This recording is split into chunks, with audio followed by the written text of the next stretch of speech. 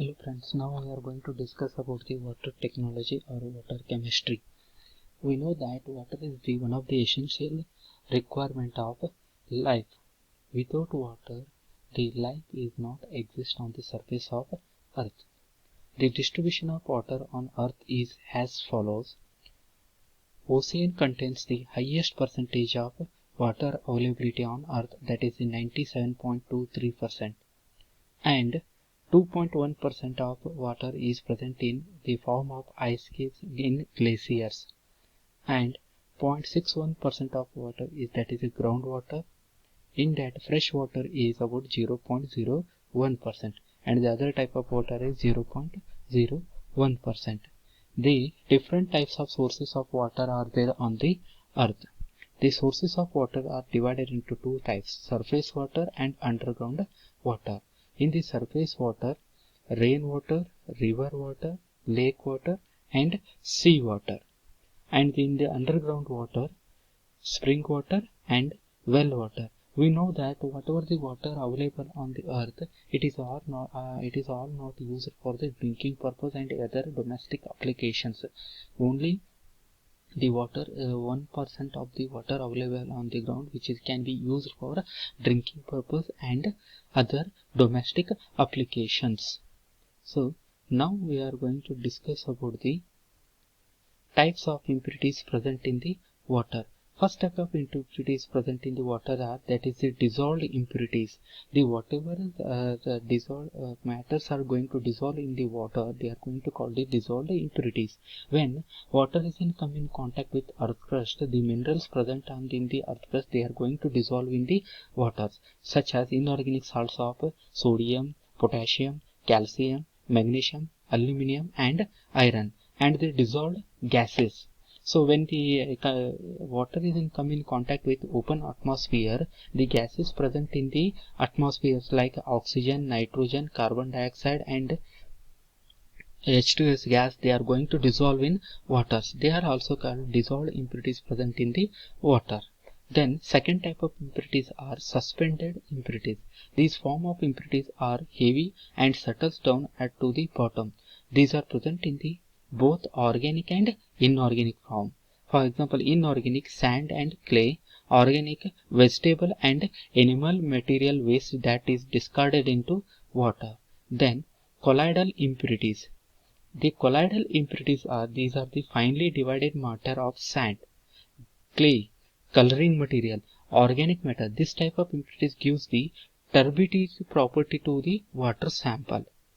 Microorganism. If the water containing microorganism, then it is also called the impurities present in the water, such kind of virus, bacteria, algae, and fungi. And water is used for many purposes, for cooking, for drinking, and in the industrial, for the generation of steam, for the generation of electrical energy, water is used. So for the generation of steam, the water is used for in the boiler. In the boiler, first water is heated up to its boiling point, then the highly energetic steam is generated. By using that steam energy, we are going to generate the electricity in the industry. So for that, whatever the water is used, that is called boiler feed water. The water is supplied into the boiler for the generation of steam is called boiler feed water. The boiler feed water means the water is used for the generation of steam in the boiler, that is called boiler feed water. Say all available water is not used for the generation of steam in the industry. That water must have some requirement or characteristics. They are: first one, its hardness should be less than 0.2 ppm. If the hardness is maximum, then it may lead to corrosion of boiler material because of dissolved salts present in the water. Because of that, the hardness should be less than 0.2 ppm, that is parts per million. Then it should be free from suspended impurities.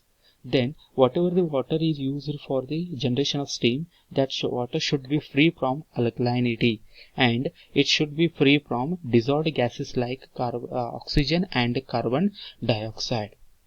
If these impurities are, these characteristic is not carried by the boiler feed water, then it is going to give the some troubles in boiler.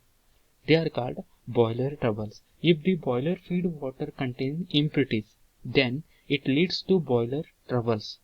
The major boiler troubles are scale and sludge formation, priming and foaming, and boiler corrosion. These are the boiler troubles.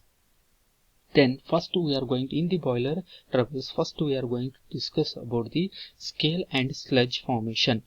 During the production of steam in the boiler, due to the evaporation of water, the concentrated dissolved salt increases, and when the saturated level reaches, they get precipitated. When they get precipitated, they will deposit on the surface of a boiler.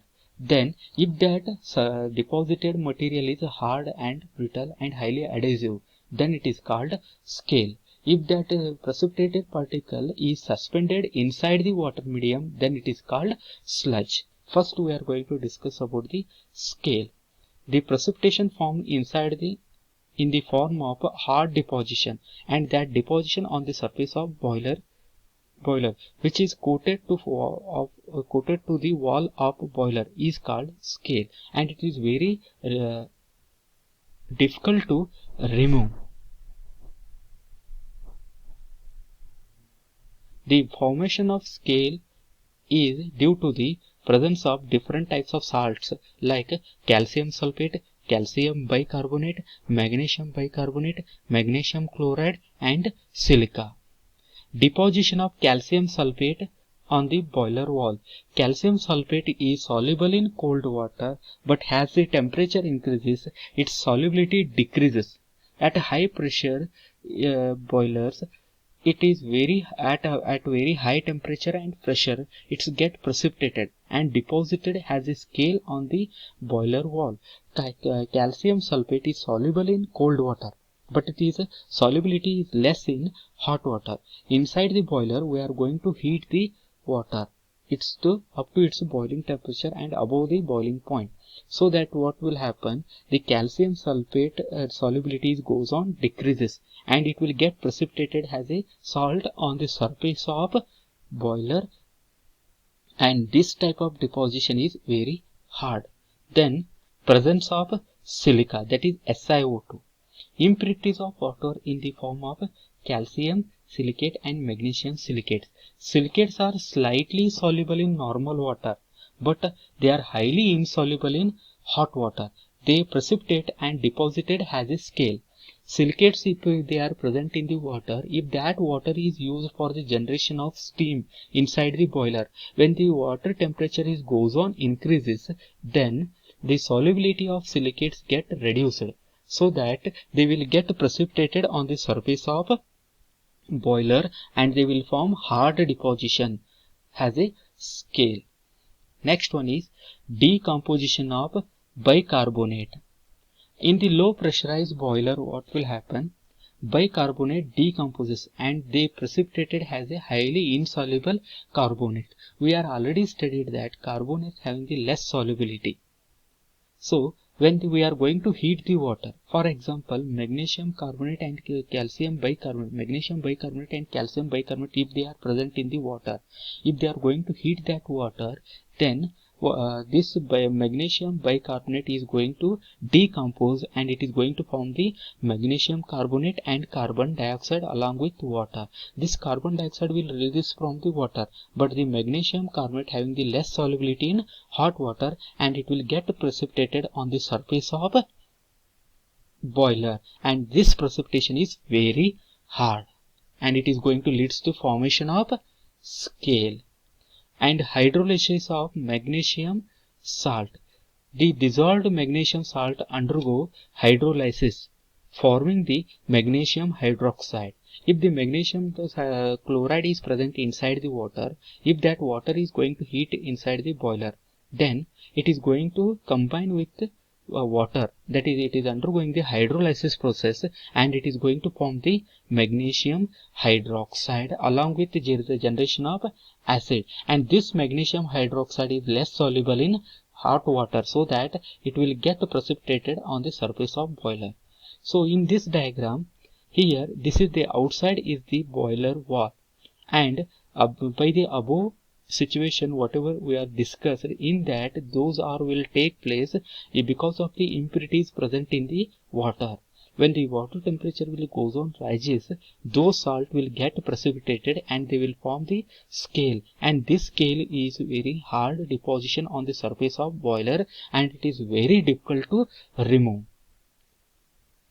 Then disadvantages of scale that we are going to discuss in the next video.